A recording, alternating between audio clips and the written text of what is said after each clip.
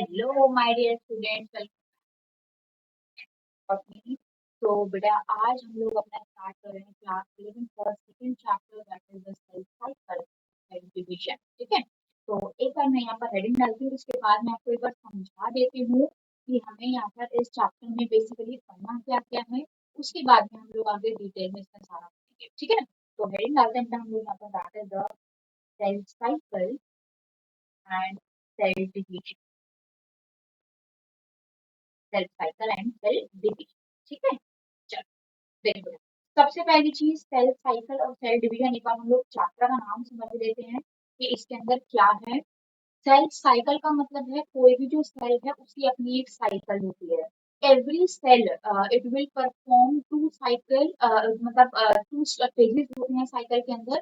First one that is the interphase and second one that is the M phase. ठीक है, अगर हमारी पूरी बॉडी की बात हो रही है, सपोज कोई भी ऑर्गेनिज्म, पूरी दुनिया जहाँ का कोई लिविंग ऑर्गेनिज्म है, जो मतलब हायर ऑर्गेनिज्म, ठीक है, जैसे हम लोग अगर हम अपनी बात करें तो हमारे बॉडी में अगर किसी भी जगह पर ईच एंड एवरीवेयर आप देखोगे तो बहुत सारी सेल डिविजन होती रहती हैं।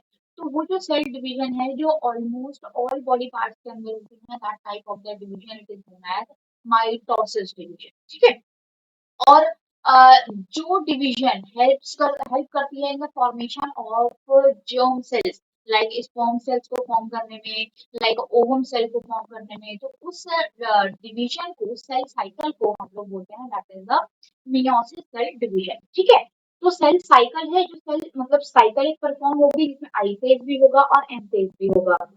एम फेज के अंदर डिवीजन होनी स्टार्ट होती है, इसीलिए हमने इस चैप्टर का नाम cell cycle and cell division रखा हुआ है। ठीक है ना, सो बेसिकली इसके अंदर हम लोग तीन पार्ट में इसको कंप्लीट करेंगे चैप्टर को।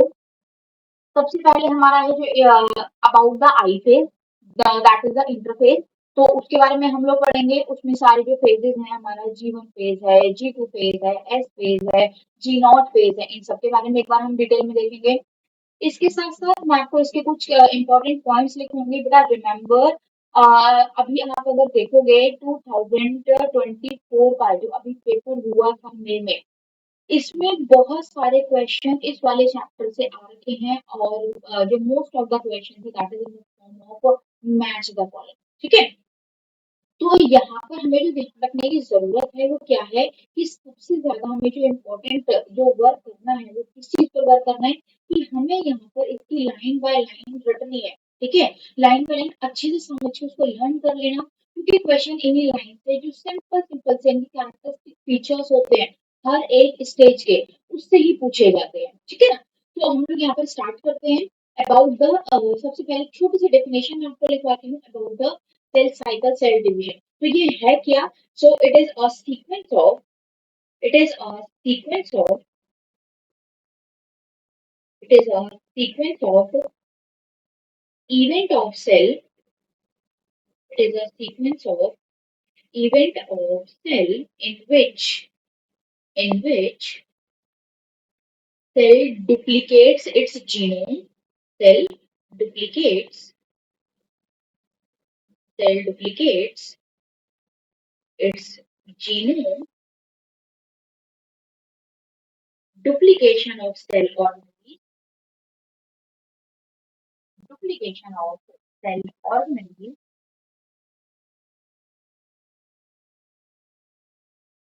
and start dividing, and start dividing. Okay, so ये है हमारी simply basic definition that is the sequence of event of a cell in which cell organelle duplicates its genome, it duplicates its cell organelles as well as जब cell organelles का duplication होगा, genome का duplication होगा, उसके बाद में cell divide करना start कर देता है। तो जितना भी डुप्लीकेशन है वो हमारा मैक्सिमम कहाँ पर हो जाएगा? आई फेज के अंदर होता है। आई फेज का मतलब है that is the preparatory phase. Suppose कोई भी घर में अगर कोई कंस्ट्रक्शन होती है, ठीक है, तो किसी भी चीज की कंस्ट्रक्शन करने के लिए पहले रॉ मटेरियल्स की रिक्वायरमेंट होती है।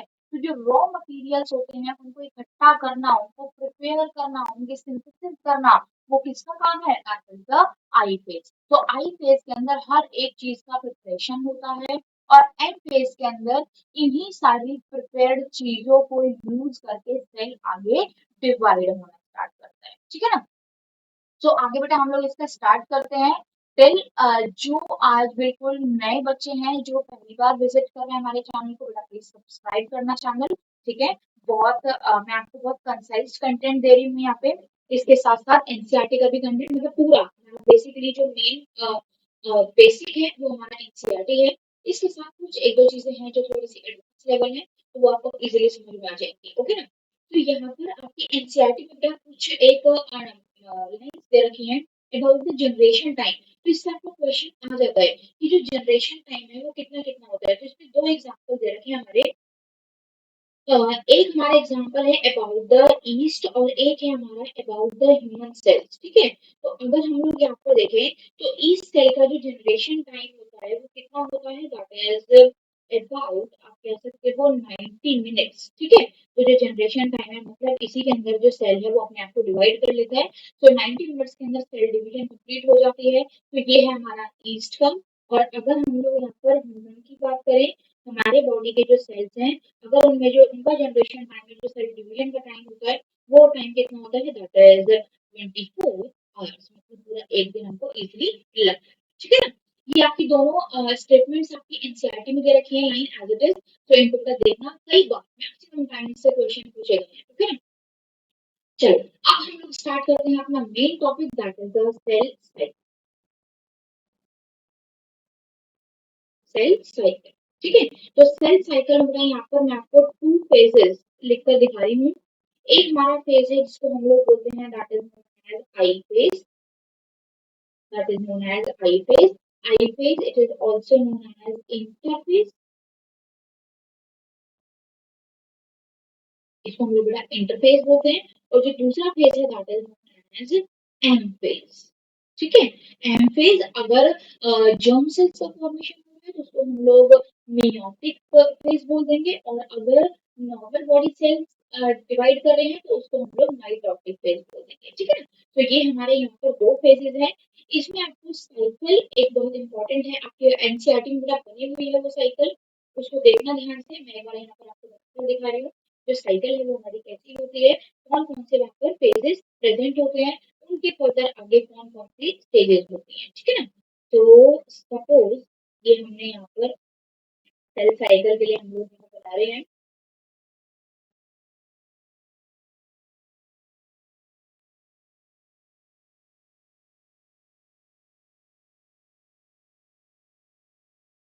मैं डिवाइड कर दे रही हूँ इसको। ठीक है, पार्टीशंस में।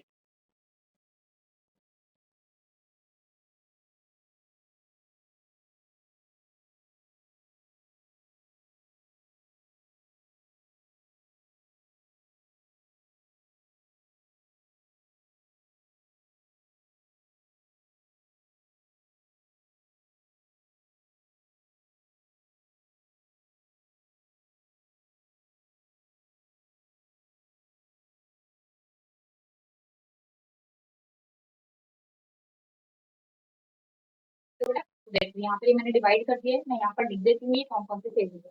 सबसे पहले हम लोग यहाँ पर स्टार्ट करते हैं, this is known as G one phase. ठीक है। G one it is also known as gap one phase. इसके बाद में हमारी इस पे आती है phase that is the S phase, also known as synthetic phase. Now next one that is the G2 phase. This G2 it is also known as gap two phase. ये हमारे यहाँ पर तीन फेजेस हैं। इसके अलावा व्हाइट कलर से मैंने एक और यहाँ पर बॉक्स बनाया है। इस फेज को हम लोग बोलते हैं, this is known as G0 phase, that is the quiescent stage. Okay.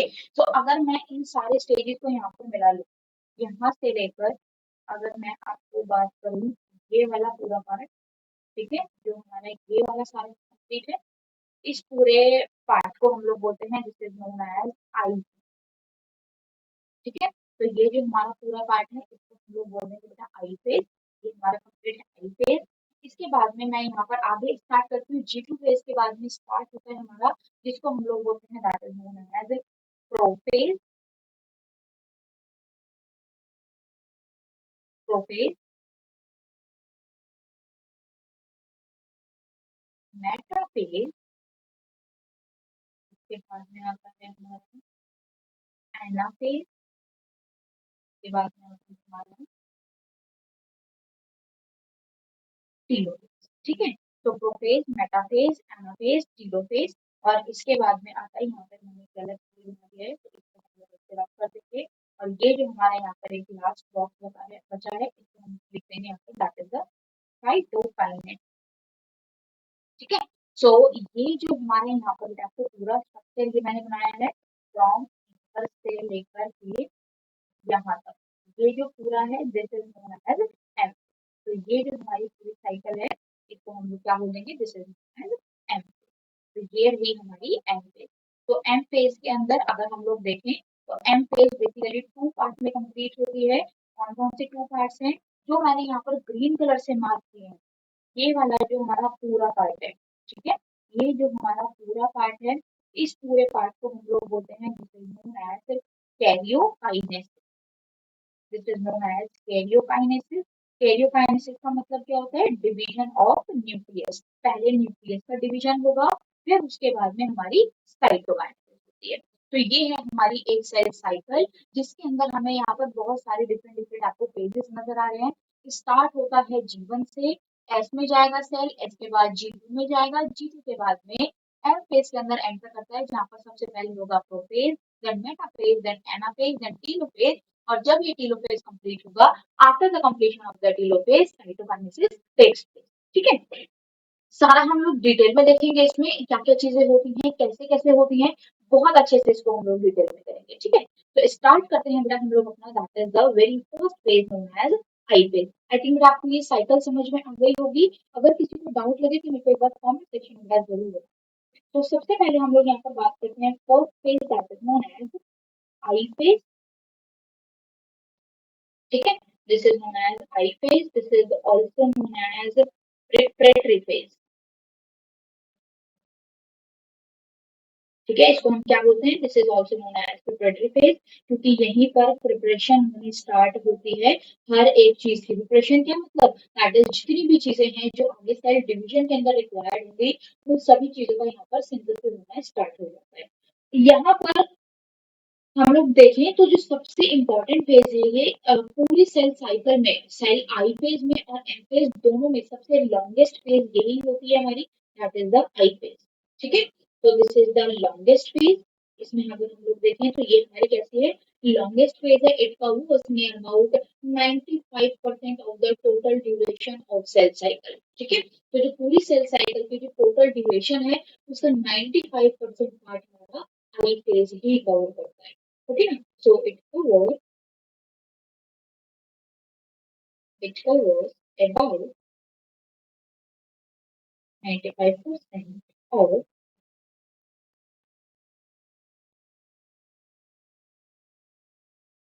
duration of cells. ठीक है, ये भी हमारा अपना फर्दर आगे जाकर 3 डिफरेंट फेजेस में कंप्लीट होगा। ठीक है, इसके भी अपने 3 डिफरेंट डिफरेंट फेजेस हैं। कौन कौन से फेजेस हैं, हम लोग लिख लेते हैं। It completes in, it completes इन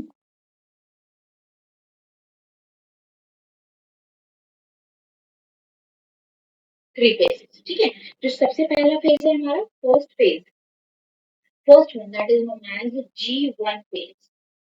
इसको हम क्या बोलते हैं, this is known as G1 phase. This is known as G1 phase. This is also known as gap one phase.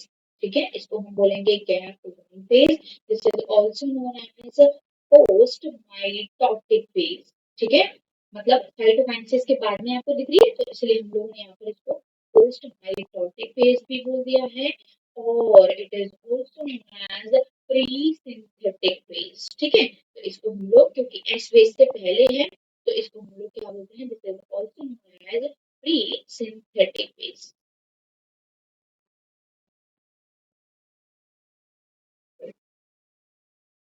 Okay, तो यहाँ पर इसमें अगर देखें, जैसे आई फेज है, सबसे ज्यादा लॉन्गेस्ट फेज है।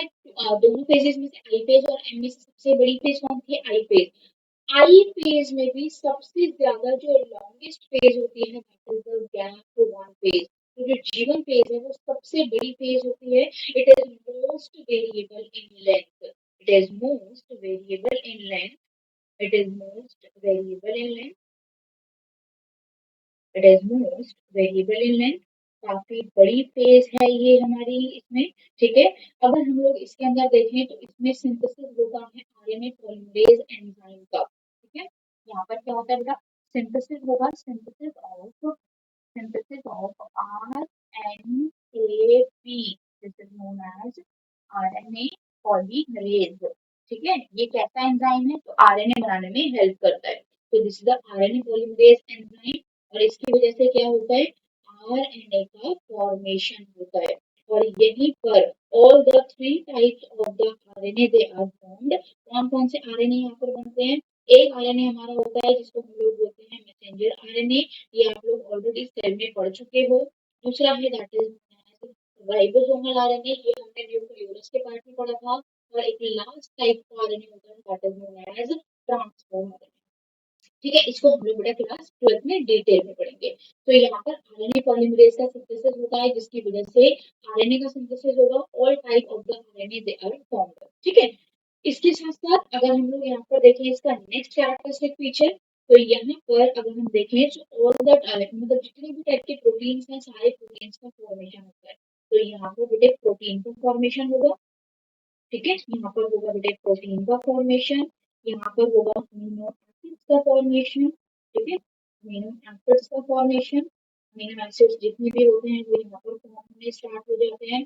इसके साथ साथ लिपिड्स का फॉर्मेशन होना यहाँ पर स्टार्ट होता है। क्या होता है, लिपिड्स का फॉर्मेशन होना स्टार्ट होता है, लिपिड्स फॉर्मेशन टेक्स प्लेस। और इसमें एक और बहुत इंपॉर्टेंट चीज होती है कि यहाँ पर एक बहुत इंपॉर्टेंट एनर्जी प्रोड्यूस होती है दैट इज द एटीपी। तो जो एटीपी का फॉर्मेशन है वो भी सबसे ज्यादा कहाँ पर होता है, गैप वन फेज के अंदर। तो यहाँ पर एटीपी फॉर्मेशन टेक्स प्लेस, ठीक है। तो ये हमारा सारा यहाँ पर क्या क्या फॉर्म हो रहा है, all type of the RNA they are form, protein है, लिपिड्स हैं, अमीनो एसिड्स हैं, एटीपी का सिंथेसिस होता है। तो ये सारी चीजें हमारी कहाँ पर सिंथेसाइज हो रही हैं, ये सिंथेसाइज हो रही है हमारी G1 फेज के अंदर। एक चीज यहाँ पर एब्सेंट होती है, क्या एब्सेंट होती है, डीएनए का फॉर्मेशन यहाँ पर एब्सेंट होता है। तो डीएनए का सिंथेसिस यहाँ पर एब्सेंट होगा, जितना भी डीएनए ऑलरेडी सेल के अंदर प्रेजेंट है उतना ही रहेगा, कोई भी यहाँ पर सिंथेसिस नहीं होता है। तो DNA synthesis is completely absent in case of the G1 phase, ठीक है ना। इतना सब कुछ हो गया हमारा। अब इसके बाद में आगे जाकर के जो हमारा सेल है, अगर हमारा जीवन फेज के अंदर ये सब चीजें बन गई, अब इसके बाद सेल हमारा आगे एंटर कर जाता है एस फेज के अंदर। लेकिन इससे पहले ये एंटर करे, मैं आपको इसमें दो इसके एग्जिट पॉइंट होते हैं। देखो एक बार मैं दोबारा सेल साइकिल पे पहुंचती हूँ। लेट सपोज यहाँ पर कोई एक हमारा सेल है, ठीक है। जीवन फेज में सपोज हमारा कोई सेल है, तो ये जो जीवन फेज के अंदर सेल है, अब इसके पास देखो यहाँ पर हर चीज का सिंथेसिस हो गया। सिंथेसिस होने के बाद में अब इसके पास में दो एग्जिट पॉइंट बचते हैं।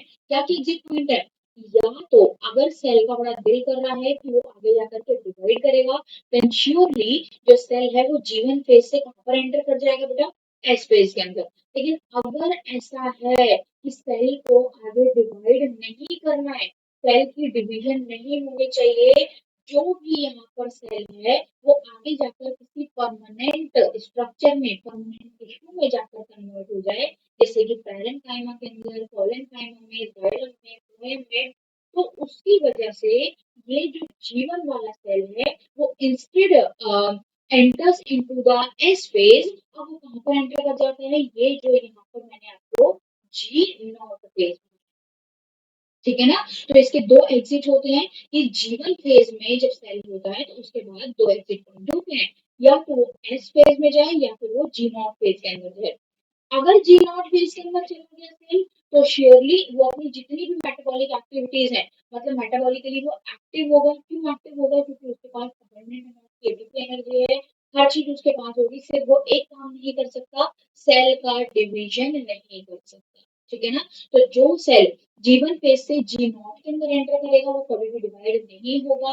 अगर कोई सेल जीवन से एस फेज में एक बार चला गया, तो फिर उसकी चाहे वो खुशी से कराए, चाहे वो दुखी से रहे, चाहे वो कैसे भी, उसको आगे जाकर सेल को डिवाइड होना ही पड़ेगा, क्योंकि एस फेज में एंटर होने के बाद में कोई भी एग्जिट पॉइंट नहीं, ठीक है ना। तो यहाँ पर हमारे टू एग्जिट्स होते हैं, लिखवा देती बेटा मैं आपको अपने, ठीक है ना, एग्जिट पॉइंट।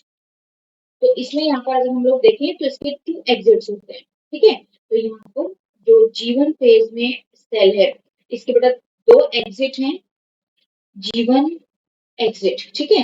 एक एग्जिट है जिसको हम लोग बोलते हैं जी नॉट में पहुंच जाओ, या दूसरा एग्जिट है कि आप भाई एस फेज के अंदर चले जाओ, ठीक है ना। तो कुछ सेल्स ऐसे होते हैं हमारे, जो सेल लाइक ह्यूमन के हार्ट सेल्स हो गए, नर्व सेल्स हो गए, वो क्या करते हैं, वो डिवाइड नहीं करते, तो वो जी नॉट फेज के अंदर एंटर कर जाते हैं, ठीक है ना। और वहीं पर अपने जितने भी फंक्शन है वो करते रहते हैं, क्योंकि उनके पास abundant amount की एटीपी एनर्जी प्रेजेंट होती है, ठीक है ना। तो यहाँ पर एक हम लाइन लिख लेते हैं, in some animal cell, in some animal cell, in some animal cell like heart cell, nerve cell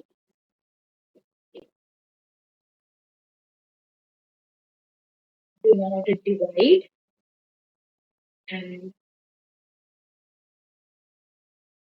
perform each and every function, each and every function due to the presence of, due to the presence of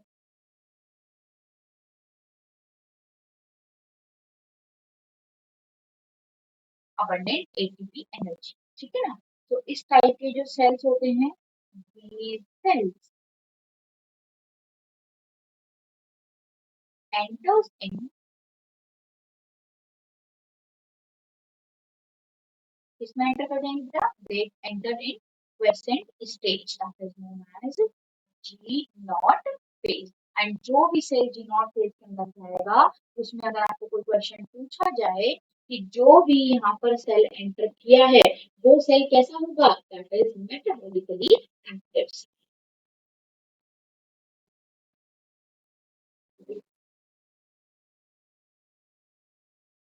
कैसा होगा वो cell, metabolically active.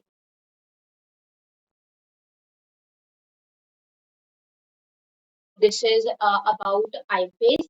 Now proceed करते हैं हम लोग about the second interphase, that is known as S phase, ठीक है। तो हेडिंग डालते हैं यहाँ पर हम लोग second phase, that is known as S phase,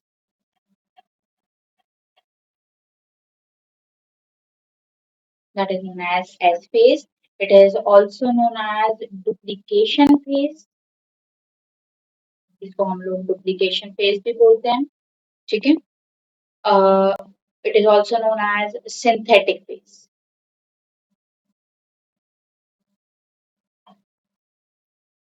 ठीक है। तो ये जो एस फेज है, एस फेज के अंदर अगर हम लोग बेटा बात करें, तो अभी तक जितना भी हमारा यहाँ पर था उसमें क्या हुआ कि जो हमारा क्रोमोसोम्स थे, जो बेसिकली हमारा डीएनए था, उसका फॉर्मेशन नहीं हुआ। बाकी आरएनए का, अमीनो एसिड्स का, लिपिड्स का, प्रोटीन्स का और एटीपी एनर्जी का फॉर्मेशन है, ठीक है। इसके साथ साथ जो सेल ऑर्गेनेलीज है वो भी डुप्लीकेट होना स्टार्ट होते हैं, तो वहां पर सेल ऑर्गेनेलीज का भी डुप्लीकेशन होता रहता है ना। अब यहाँ पर जब एस फेज है, तो एस फेज के अंदर दो पॉइंट है बहुत इंपॉर्टेंट, जिससे यहाँ पर क्वेश्चन आपसे पूछे जाते हैं। सबसे पहला है यहाँ पर हमारा, दैट इज द, इस फेज के अंदर क्या होगा, डुप्लीकेशन और replication of DNA takes place, ठीक है। Duplication, replication of DNA due to synthesis of, due to synthesis of DNAP, that is the DNA polymerase enzyme। तो जीवन फेज में क्या बना था हमारा, आरएनए पॉलीमरेज एंजाइम, यहाँ पर क्या फॉर्म होगा, DNA polymerase enzyme. So DNA polymerase enzyme की वजह से क्या होगा, डीएनए का फॉर्मेशन होगा, ठीक है ना। सो यहाँ पर मैं इसमें लिख देती हूँ, that is the DNA polymerase, okay. यहाँ पर ये हमारा हुआ। अब इसके बाद में जो सेकंड है हमारा, दैट इज द सेंट्रियोल्स का डुप्लीकेशन सिर्फ और सिर्फ एस फेज के अंदर ही होता है। तो जो सेंट्रियोल्स होते हैं, आप लोगों ने, मैंने आपको पढ़ा दिया है already, cell the unit of life में। तो जो सेंट्रियोल्स होते हैं, जो सिलिंड्रिकल स्ट्रक्चर, पूरा आपको जो मैंने सेंट्रोसोम का स्ट्रक्चर बताया था, उसमें जो सेंट्रियोल्स होते हैं, दो स्ट्रक्चर, दैट इज द डिप्लोसोम, तो उनका यहाँ पर डुप्लीकेशन होना स्टार्ट होता है। पहले सिंगल सेंट्रियोल होता है, उससे जाकर वो दो सेंट्रियोल में कन्वर्ट हो जाते हैं। तो सेंट्रियोल का डुप्लीकेशन यहाँ पर स्टार्ट होता है, सेंट्रियोल डुप्लीकेशन टेक्स प्लेस। और एक बहुत ही बढ़िया चीज जो यहाँ पर है कि जो भी यहाँ पर देखो डीएनए का रेप्लिकेशन हो रहा है, डीएनए का सिंथेसिस हो रहा है, लेकिन जो डीएनए का अमाउंट है, अमाउंट बढ़ेगा, बट जो प्लॉइडी होती है सेल की, it will always remain same. ठीक है, तो यहाँ पर क्या होता है, amount of DNA will double, DNA का जो अमाउंट है वो डबल हो जाएगा, but ploidy will remain same. ठीक है, विल रिमेन सेम।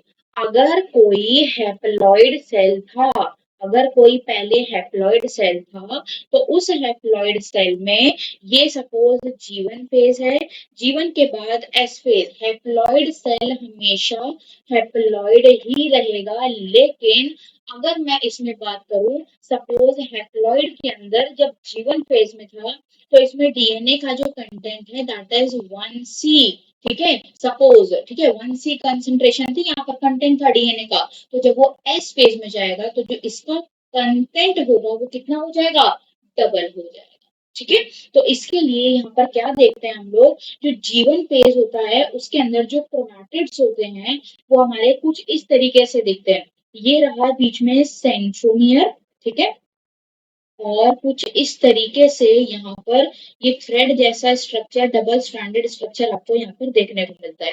तो ये जो कंडीशन है इसको हम लोग बोलते हैं बेटा, this is known as monad condition. और मोनाड से जब जीवन फेज एस फेज में एंटर करेगा, तो यहाँ पर जो सेंट्रोमियर है, इससे यहाँ पर दो डिफरेंट डिफरेंट क्रोमैटिड्स का फॉर्मेशन हो जाता है। और यही दोनों क्रोमैटिड आपको कुछ इस तरीके से ऐसे नजर आएंगे, लाइक दिस। ठीक है, तो ये हमारी क्या कंडीशन है, this is known as dyad condition. तो यहाँ पर आपको शायद ये अच्छे से विजिबल होगा कि जीवन फेज के अंदर जो डीएनए का अमाउंट है वो आधा था, बट एस फेज में डीएनए का अमाउंट डबल हो गया। लेकिन प्लॉइडी हमेशा सेम होती है, अगर हैप्लॉइड सेल है तो वो हैप्लॉइड ही रहेगा, अगर वो डिप्लॉइड सेल है तो वो हमेशा डिप्लॉइड ही रहेगा। रिमेंबर, इस वाले दोनों पॉइंट से बेटे काफी सारे क्वेश्चन पूछे जाते हैं। ठीक है, सो ये काफी इंपॉर्टेंट दोनों पॉइंट्स हैं हमारे। इन दोनों पॉइंट्स को अच्छे से याद रखना, समझना। और इसमें अब आगे क्या होता है, जो अमीनो एसिड्स बने थे हमारे जीवन फेज में, उनका पॉलीमराइजेशन होता है, जिससे आगे हिस्टोन प्रोटीन्स का फॉर्मेशन होता है। ठीक है, सो नेक्स्ट यहाँ पर पॉइंट है, that is the polymerisation, polymerisation और amino acids or amino acids formed during G1 phase, formed during G1 phase result in the formation of, result in the formation of histone protein. ठीक है, तो यहाँ पर ये हमारी histone protein का formation होता है। कब होता है, जो प्रोटीन जीवन फेज में बने थे वो पॉलीमराइज होंगे, उससे जाकर के हिस्टोन प्रोटीन का फॉर्मेशन होता है। इसके बाद में एक यहाँ पर जो हमारे ये मोनाड और डायड कंडीशन आपने देखी है, इस मोनाड एंड डायड कंडीशन में अगर आप लोग यहाँ पर देखोगे, तो इस कंडीशन के अंदर जो क्रोमैटिड्स हैं वो प्रॉपरली विजिबल नहीं होते हैं, इसीलिए एस फेज को हम लोग इनविजिबल फेज भी बोलते हैं। ठीक है, सो जो क्रोमैटिड्स हैं, chromatids are not completely visible, are not completely visible, hence S phase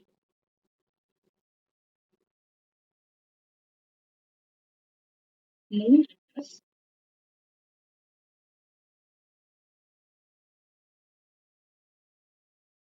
invisible face. ठीक है, तो इसको हम लोग बेटा क्या बोलते हैं, this is also known as invisible phase. Now ये था हमारा अबाउट द एस फेज। अब हम लोग बेटा स्टार्ट करते हैं दैट इज G2 फेज। ठीक है, सो हेडिंग डालते हैं हम लोग यहाँ पर अपनी that is the G2 phase. Third हमारा है that is the G2 phase. G2 phase, it is also known as gap 2 phase. इसको बेटा हम लोग गैप 2 भी बोलते हैं। ठीक है, गैप 2, इसको अगर हम देखें तो इसको हम बोलते हैं, it is also known as pre mitotic phase. Mitosis होने से प्रोफेज से पहले आ रहा है ना ये, so it is also known as pre mitotic phase. और इसको हम लोग पोस्ट सिंथेटिक फेज भी बोलते हैं।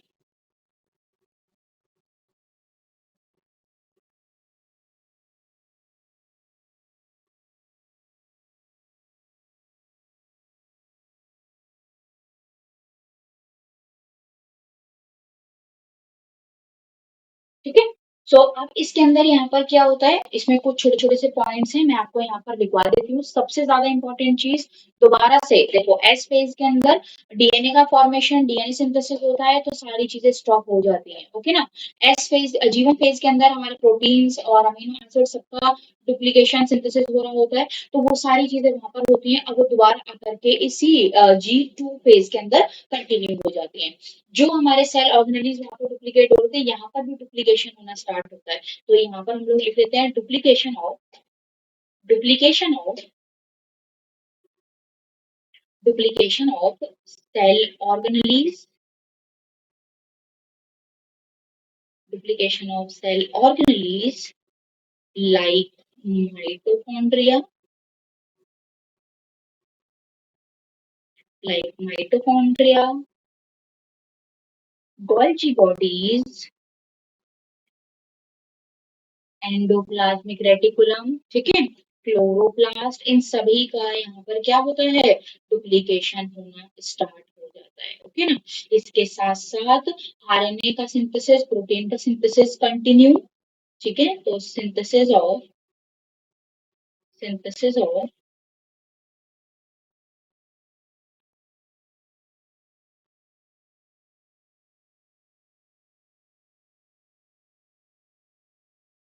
Protein and RNA continue. Okay, इसके साथ साथ यहाँ पर एक डिफरेंट टाइप का प्रोटीन का भी फॉर्मेशन होता है, that is known as tubulin protein. Synthesis of tubulin protein क्या याद है किसी को, हमने कहाँ पर पढ़ा था, साइटोस्केलेटन में पढ़ा था, है ना। तो वहां पर हमने वहां पे देखा था, हमने 3 साइटोस्केलेटन देखे थे, कौन कौन से थे, माइक्रोफिलामेंट, माइक्रोट्यूब्यूल्स एंड इंटरमीडिएट। तो जो माइक्रोट्यूब्यूल्स हैं, उनको फॉर्म करने के लिए टिब्यूलिन प्रोटीन की रिक्वायरमेंट होती है, तो वो टिब्यूलिन प्रोटीन कहाँ पर बनता है, G2 फेज के अंदर बनता है। तो सिंथेसिस ऑफ टिब्यूलिन प्रोटीन्स, ठीक है, जिसकी वजह से हॉलो सिलिंड्रिकल स्ट्रक्चर फॉर्म होगा। और इसके साथ साथ एक स्पेशल टाइप का प्रोटीन भी यहाँ पर फॉर्म होता है, that is known as kinases. ठीक है, तो यहाँ पर एक स्पेशल टाइप का प्रोटीन है, synthesis of some protein that is known as kinases. और इसी काइनेजेस की हेल्प से जो यहाँ पर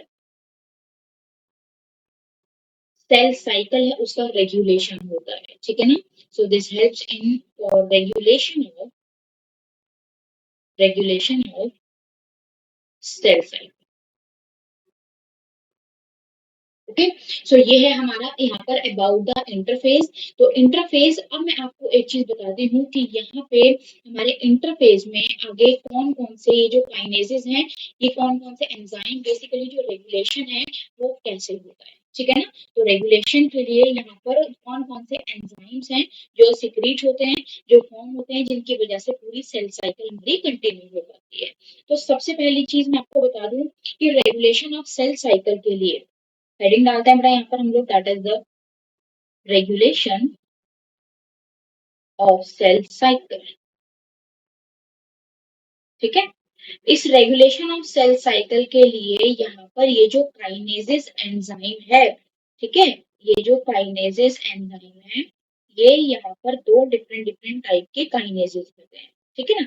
कौन कौन से हैं, एक है यहाँ पर that is known as cyclin, ठीक है, एक है यहाँ पर that is known as cyclin, और दूसरा है यहाँ पर that is known as CDK, ठीक है, cyclin dependent kinases enzyme, okay ना। तो यहाँ पर ये हमारे दो एंजाइम है। अब ये जो साइक्लिन है, basically cyclin again are of two types, cyclin भी दो टाइप्स के होते हैं। कौन कौन से हैं, एक यहाँ पर होता है जिसको हम लोग बोलते हैं जीवन साइक्लिन, ठीक है, इसको हम लोग बोलते हैं बेटा जीवन साइक्लिन, और एक है हमारा जिसको हम बोलते हैं यहाँ पर this is known as M cyclin, ठीक है। तो यहाँ पर ये साइक्लिन दो डिफरेंट डिफरेंट टाइप के हैं, दोनों का मतलब क्या है मैं आपको बता देती हूँ।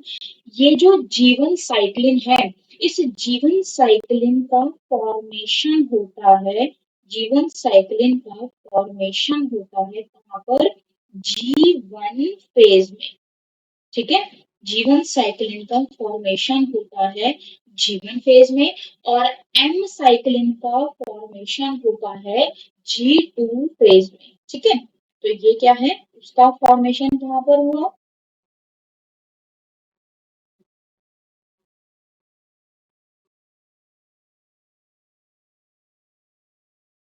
थोड़ा आप समझ जाना, दोनों का एक ही साथ मैंने लिख दिया, ठीक है। तो दोनों का एक फॉर्मेशन कहाँ पर हो रहा है, जीवन साइक्लिन का हो रहा है जीवन फेज के अंदर, एम साइक्लिन का होता है G2 फेज के अंदर, ठीक है। इनका ये फॉर्मेशन हो गया। अब इसके बाद में ये डिग्रेड होने स्टार्ट होते हैं, तो दोनों का डिग्रेडेशन कहाँ कहाँ पर होता है, दोनों का डिग्रेडेशन, जो जीवन साइक्लिन है इसका डिग्रेडेशन होगा एस फेज के अंदर, ठीक है, इसका डिग्रेडेशन होगा एस फेज के अंदर, और G2 जो जीवन साइक्लिन है G2 में बना, और इसका डिग्रेडेशन कहाँ पर होता है, एम फेज के, ठीक है। तो यहाँ पर ये हमारे साइक्लिन एंजाइम्स हैं और काइनेजेस, इसको आगे कैसे रेगुलेट होती है साइकिल, ये मैं आपको एक डायग्राम के साथ बताऊं, ठीक है ना। चलो,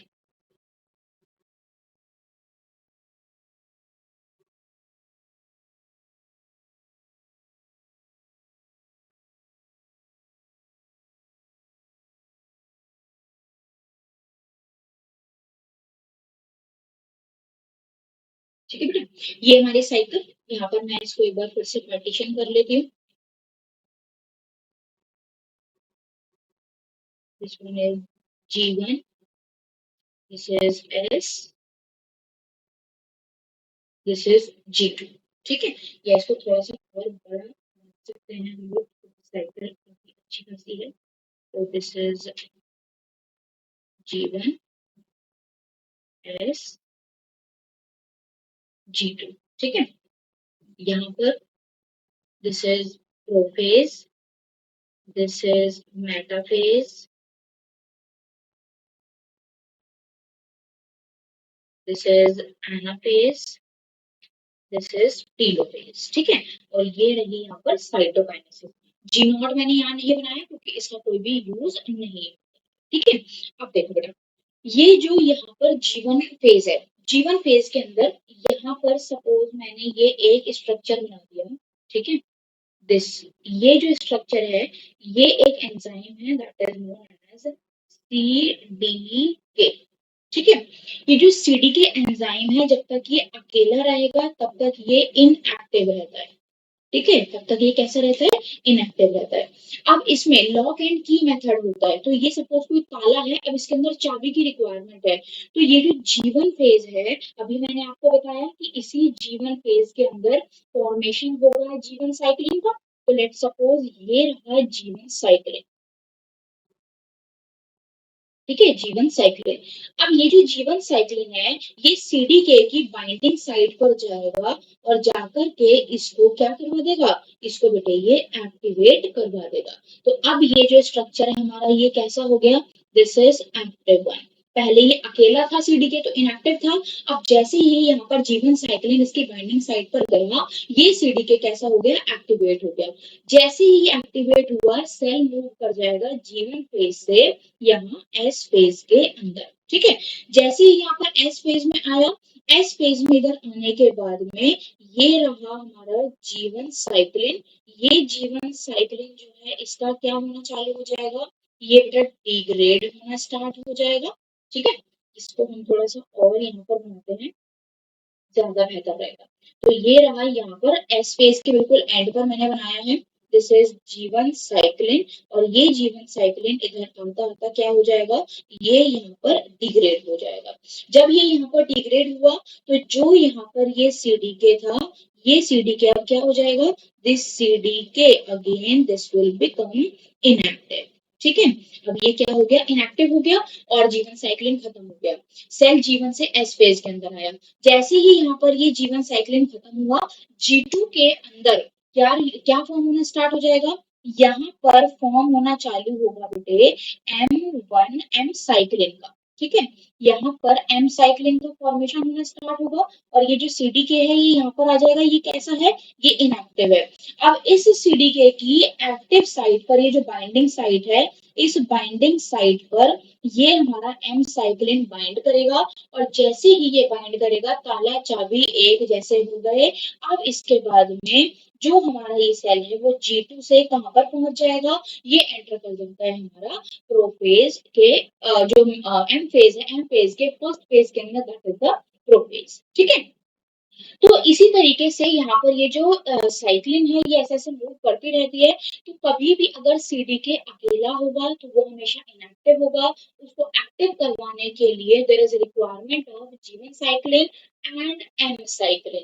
तो जीवन साइक्लिन जीवन फेज के अंदर बनेगा, जिसकी वजह से सेल यहाँ कहाँ तक आ जाएगा, बिल्कुल end of the S phase. यहाँ पर एम साइक्लिन बन गया। एम साइक्लिन इस सीडीके के ऊपर बाइंड करेगा, जिसकी वजह से G2 से आगे सेल हमारा कहाँ पर पहुंच जाएगा, प्रोफेज के अंदर। और जो हमारा यहाँ पर ये एम साइक्लिन है, ये अब कैसा हो जाएगा, दिस विल डिग्रेड। ठीक है, ये सॉरी यहाँ पर नहीं, ये यहाँ पर हमारा, ये जैसे ही हम इसमें देखेंगे तो इस वाले फेज के अंदर ये जो जीवन एम साइक्लिन है, एम साइक्लिन हमारा यहाँ पर डिग्रेड होना स्टार्ट हो जाएगा।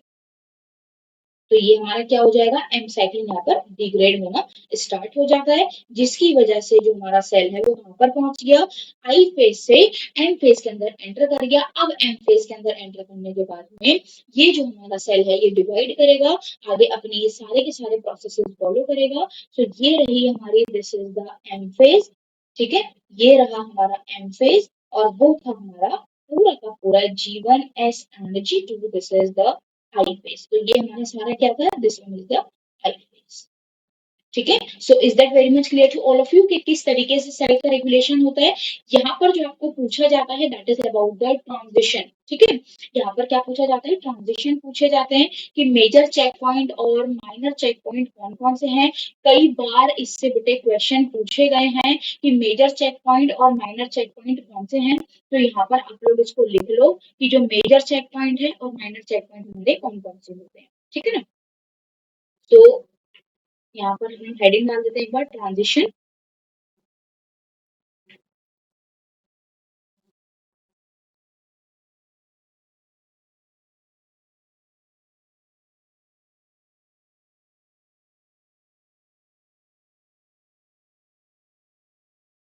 जीवन से एस में जाना, this is the major check point.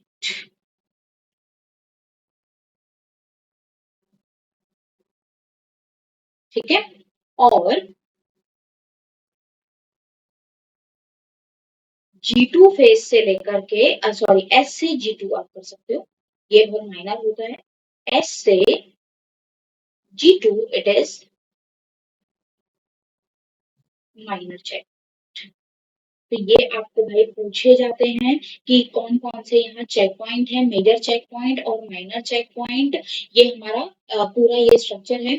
इसमें जब आपने लास्ट में देखा है तो ये मैं इधर आपको एक चीज बता दे रही हूँ कि जो हमारा यहाँ लास्ट में रेगुलेशन हुआ जिसमें सी डी के किसके साथ ज्वाइन किया, एम साइक्लिन के साथ। तो यहाँ इन दोनों के जुड़ने के बाद एक कॉम्प्लेक्स का फॉर्मेशन होता है। उस कॉम्प्लेक्स को हम लोग बोलते हैं that is known as maturing promoting factor, that is known as MPF, maturation और मैच्योरेशन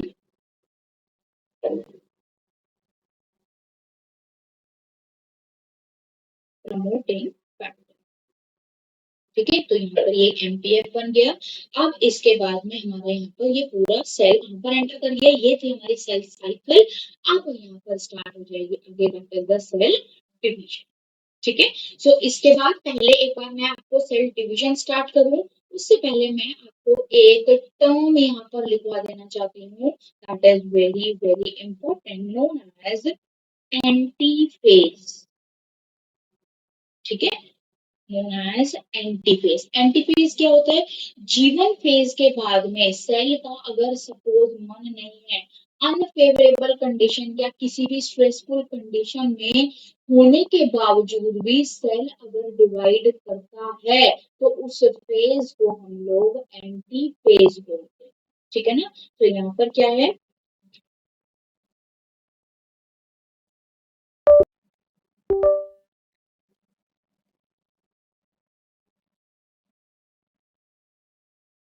आफ्टर जीवन phase even during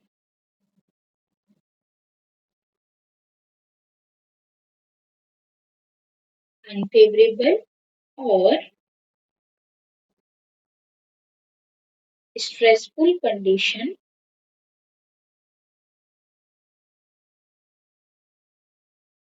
cell remain divide।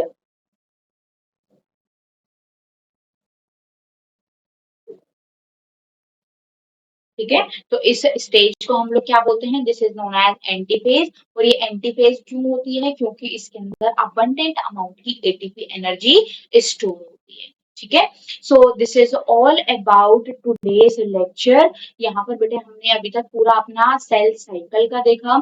इस सेल साइकिल में मैंने आपको पूरा आई फेज बताया, G1 phase, G0 phase, S phase, G2 phase, और यहाँ पर आपको रेगुलेशन ऑफ सेल साइकिल भी मैंने डिस्कस करी है। ठीक है ना, major check point minor check point दोनों लिखवा दिए। ये था हमारा आज का लेक्चर। नेक्स्ट लेक्चर में बेटे हम लोग कंटिन्यू करेंगे about the mitosis cell division. ठीक है, माइटोसिस सेल डिवीजन, उसमें प्रोफेज पढ़ेंगे, मेटाफेज, एनाफेज, टीलोफेज, ये चारों फेजेज है हमारी part, that is the karyokinesis. इसके बाद में हमारा स्टार्ट होगा साइटोकाइनेसिस। ये कंप्लीट करने के बाद में पढ़ेंगे significance of the mitosis. Till then take care all of you. बेटा पढ़ते रहो, कोई डाउट आए तो मेरे को आप पूछ लेना। मेरा चैनल सब्सक्राइब करो ताकि आपको और ज्यादा से ज्यादा बेनिफिट हो। Okay, so take care, bye.